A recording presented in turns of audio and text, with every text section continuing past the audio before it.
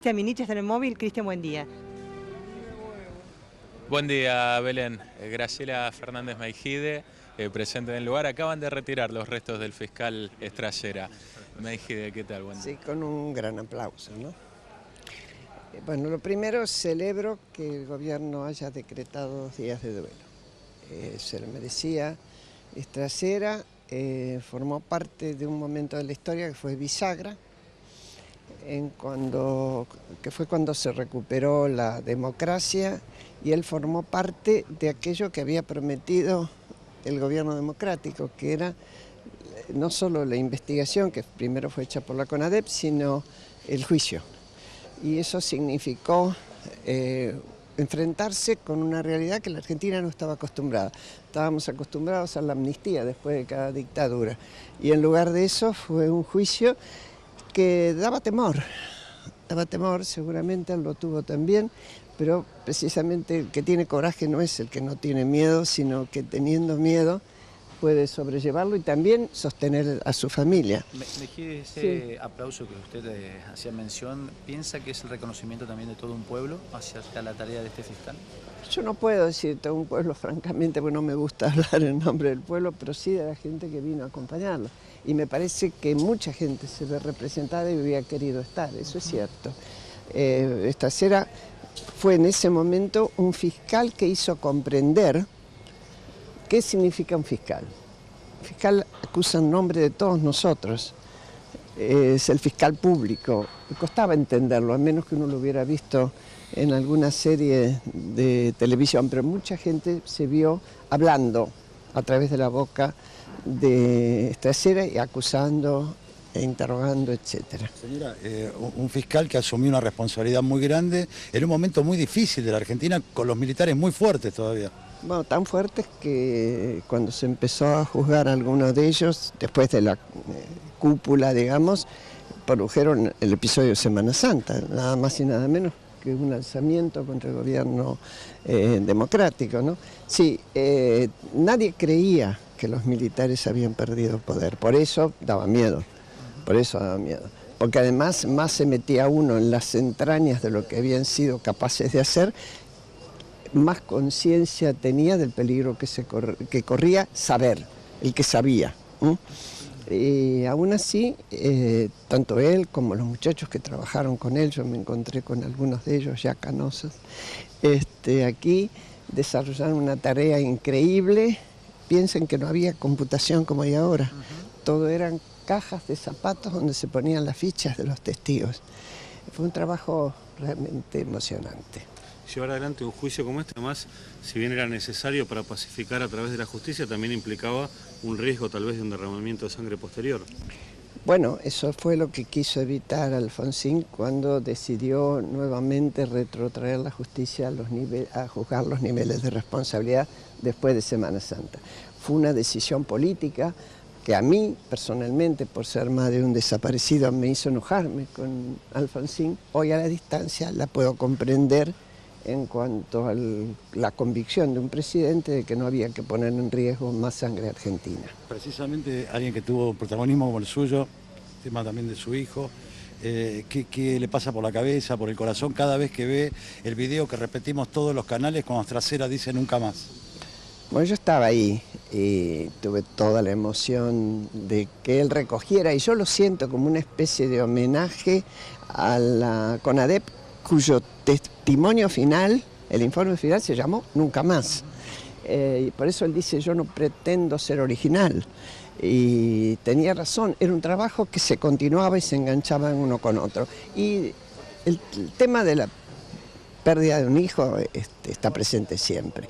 Se agudiza en algunos de estos momentos, sobre todo por las características del delito que se cometió contra Pablo, ¿no? La importancia, Meijide, de esa frase que el colega hacía referencia, al nunca más, y que es acuñada por muchos jóvenes que incluso no vivieron aquella época, pero que hoy es su frase de bandera. Y que quiere decir nunca más dictaduras militares. Y me parece que más allá de que hayamos estado de acuerdo con los gobiernos de turno democrático, eso nunca estuvo en juego. Y espero que jamás vuelva a estar en juego en este país. Gracias. ¿Le podemos pedir un minutito más? Meijide, estamos en vivo con María Belén Aramburu. Le pedimos un minutito y por supuesto la dejamos seguramente que se va a dirigir hacia Pilar, ¿es así? No, yo no voy. Le pido ahí, la está escuchando María Belén Aramburu, si se puede colocar el auricular. ¿Qué tal, Graciela Belén. Fernández Mejide? Muy buen día. Buen día, María Belén, ¿cómo estás vos? Bien, bueno, lamentando desde ya el fallecimiento de Julio César Estracera, Es decía cierto. hace instantes que he tenido la oportunidad de hablar con él tantísimas veces fuera de micrófono, un hombre muy inteligente y muy valiente por otra parte por haber llevado... Y muy buen, sí. y muy buen tipo, ¿eh? Claro, muy muy tipo buen también. hombre. Exactamente, y además la valentía, digo, ¿no? Como usted bien Así aclaraba, es. Graciela, que en ese momento no se sabía si seguían teniendo poder los militares y había que llevar adelante las acusaciones contra los militares, los que componían la Junta Militar. Le quería preguntar puntualmente respecto de la evolución que ha tenido todo esto, ¿no es cierto? Desde ese juicio a las juntas militares, las leyes de obediencia debida, punto final, después el indulto y luego ahora los juicios que se están llevando a cabo, teniendo en cuenta la ponderación también que se hizo de la violación a derechos humanos que tienen que ver con la imprescriptibilidad de los mismos, ¿no? De lesa humanidad que ha permitido llevar a la condena a varios militares o también a civiles, ¿no es cierto?, que han actuado juntamente con los militares. Bueno, vos lo has dicho, lo describiste bien, es todo un proceso que, bueno, un día terminará cuando se hayan dado las condenas, se haya apelado, porque seguramente que los acusados apelarán y tendrán, como tuvieron también los militares de las juntas, la condena que sea correcta. Yo creo que la Argentina tuvo la posibilidad de poder enjuiciar los crímenes perversos de una dictadura. No todos los países de nuestra región pudieron hacerlo, porque los militares pudieron, cuando se retiraron, pudieron establecer su propia amnistía en la relación y el peso específico político que tenían. En nuestro caso, una desgracia como fue Malvinas hizo que se derrotaran a sí mismos y nos abrió un camino de salida donde ellos pudieron ser enjuiciados.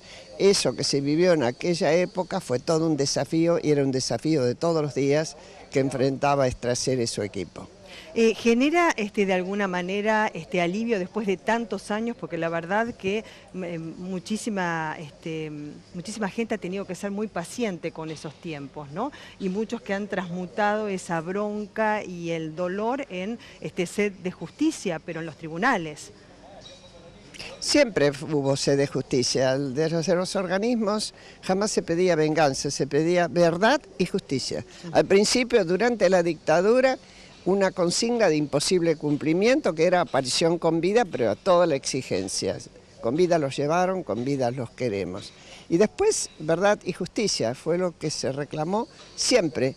Y con las idas y venidas de la política, que vos bien describiste ya y no la voy a volver a enumerar, hoy siguen los juicios y con garantías, que es lo que no tuvieron los desaparecidos. Sí, y por otra parte también los nietos, ¿no?, que han recuperado su identidad, también han sido muy valientes en la búsqueda de la misma, que también causa mucho dolor, porque de pronto también es como reidentificarse, redescubrirse, y es un renacimiento, ¿no? No es un proceso fácil. Bueno, no, eso ocurrió con los más grandes, antes Claro. se había podido identificar los más chicos. Por eso yo, cuando se reiniciaron los juicios, opiné que podría haber habido una instancia superadora a mi criterio, porque hasta ahora no hubo información del lado de las Fuerzas Armadas, ni de los que integraron los grupos de tarea, ni nada, porque el sistema de juicios, si daban información, los autoincrimina.